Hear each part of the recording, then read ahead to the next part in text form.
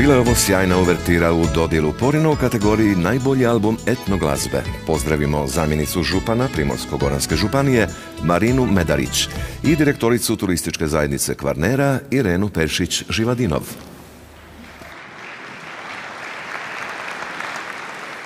Dobro vam večer i dobro nam došli u našu prekrasnu zeleno-plavu Primorsko-goransku županiju, koljevku glazbe, turizma i kulture. Dobrodošli na naš Kvarner. Ja bih rekla prije svega gdje su prijatelji uvijek dobrodošli, a kao što sam vidjela ovih dana, vi ste zaista naši prijatelji. U kategoriji najbolji album etno glazbe nominirani su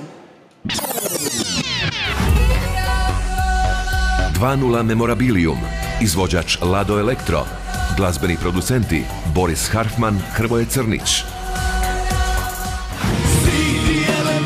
Domaj, izvođač Ogenj, glazbeni producent Ante Prgin Surka.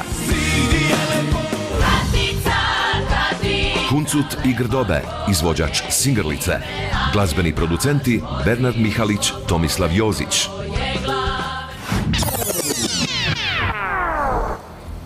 A Porina osvaja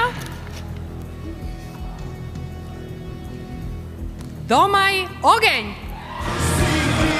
Kajkavski etno-punk band bio bi najkraći opis ove vrlo zanimljive nove grupe na našoj glazbenoj sceni. Bučne melodične gitare, originalni tekstovi i iskrenost njihova prvijenca rezultiraju najboljim albumom etno glazbe. Album je Domaj, a oni su Ogenj.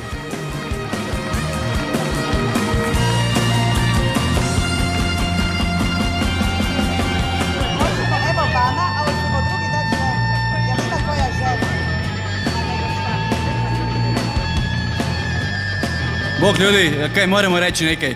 Mi smo u Primorju, inače smo Međimurci ili Podravci, mislim Podravci, Međimurci, to nam je sve isto. Ali mi smo sigri doma i di dojdemo, tako da vjerujem da nas razmete. Hvala vam, hvala mamama sam štiv reći, kaj već, da ne duljim. Evo moje bande, jedan plesa za njih jer...